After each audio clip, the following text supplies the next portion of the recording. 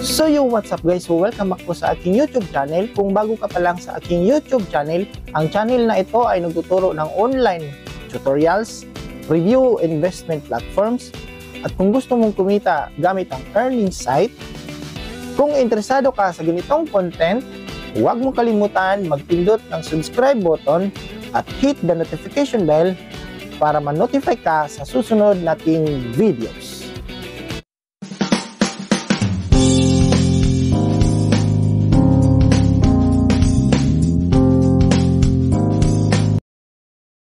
Disclaimer: this channel does not promote or encourage any illegal activities.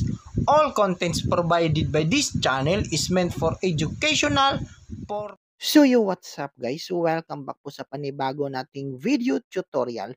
So ngayon naman guys, ituturo ko sa inyo kung paano natin i-remove yung restrictions natin dito sa ating Binance dahil nga is your buying function has been temporarily disabled due to abnormal trading behavior.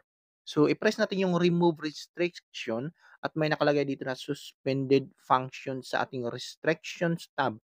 So, may nakalagay na submit appeal yung status natin at yung case not applicable. So, yung suspended functions natin talaga guys is exhibiting abnormal wash trading at saka self-trading behavior. So, karamihan po sa ating mga nagtitrade dito kay Binance ay ito po yung nangyayari. So, ituturo ko sa inyo kung paano natin i-fix, i-restore, i-remove yung ganitong issue sa ating Binance. So, pwede po kayong mag-submit, sasagutan nyo po yung hinihingi nila. Kung hindi, much better diretso kayo dito sa services and then support, sa help and support. Makikita nyo yung support, pindutin nyo po yung support, diretso na kayo dito, wag na po kayong magsagot doon. Kung gusto nyo magsagot doon sa fill upan, pwede, pero much better na diretso kayo dito sa get support. Then, pindutin nyo yung pinakababa, scroll down nyo lang, and then may headset na sa pinakababa, then get support. And dito, i-type nyo lang po yung hello sir or ma'am, good morning or good evening. So, please help me. So, i-type nyo lang yan. And, hintayin nyo lang po yan. Ayan. So, i-send po natin yan. And next naman is, i-type po natin yung dito, i-type natin yung i-erase natin. I-type yung P2P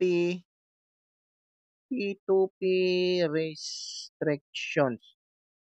So, after that, may lalabas po yan sa related questions. So, I'm facing restriction in P2P trading on my account. So, yun po yung pipiliin natin guys, yung pinaka-first na related question. Ayan, so I'm facing restriction in P2P trading on my account. So, ito po yung dahilan guys.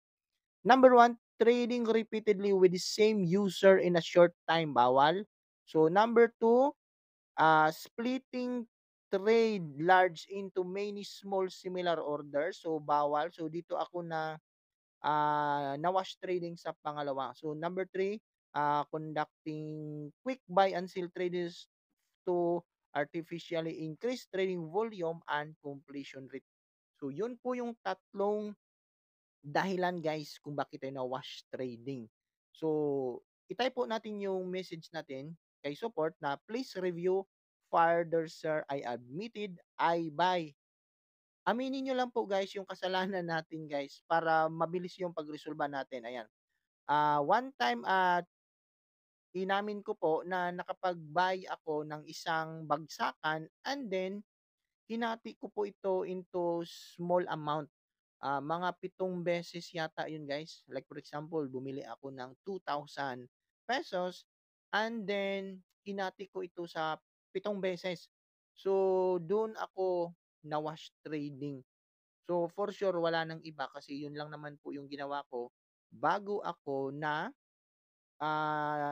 restriction at hindi na ako makapag P2P trading.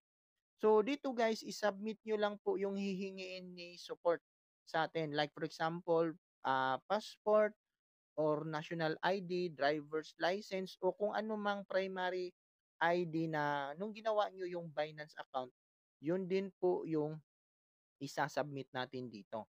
So magre-reply naman po sila, mabilis naman po yung action nila. At dito is meron silang sinabi after po mag-submit ng hinihingi nila.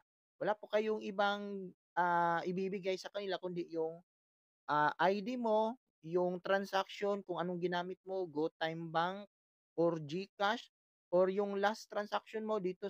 So isa-submit lang po natin guys yung last transaction natin. Like for example sa GCash or GoTime Bank. So ibibigay nyo lang po dito and then mag-record po kayo na i-state nyo din po yung pangalan nyo na na hindi po illegal yung ginagawa nyo. Aminin nyo lang po and i-follow nyo lang din po yung sinasabi ni support dito. Bawat na reply nila, sundin nyo lang po yung sinabi nila and hintayin nyo lang po na ma-remove yung restrictions natin after nyo po mag-submit. So, tuturuan naman kayo guys, mag-video kayo sa sarili nyo at nakahawak kayo ng ID nyo and then i-state nyo lang po yung pangalan nyo. Iga-guide naman kayo dito ni support.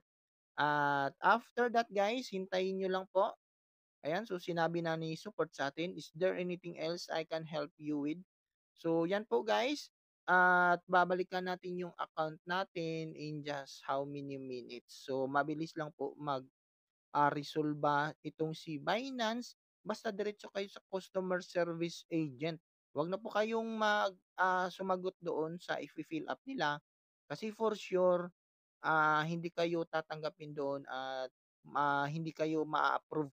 So, much better na nga, yun na nga yung sinabi ko, na diretso kayo dito sa customer service agent. Under sa services tab, and then go to support, get support, and yun lang, follow nyo lang po yung guide. And after that, ayan, so if you have no further questions, I would appreciate it. Yan po guys, yung huling chat namin ni customer service agent dito sa Binance. So, yun po, follow nyo lang po yung guide. And after how many minutes is i-open natin yung Binance account natin or force stop, force close, or sign out nyo lang. And then balik kayo sa P2P trading. Ayan, so has your issue been solved? So things issue solved. So gaya ng sinabi ni customer agent, na-resolve na po yung restriction natin, na-remove. So babalik tayo doon sa ating home sa ating Binance. So pwede kayong mag-feedback dito sa customer support agent para alam din naman nila na excellent at na-resolve yung restrictions natin dito sa Binance. So, pwede rin kayong hindi mag-feedback and nasa inyo kung gusto nyo. And then, after nyo mag-type, click nyo lang po yung submit na nakikita nyo dito sa pinakababa. Ayan.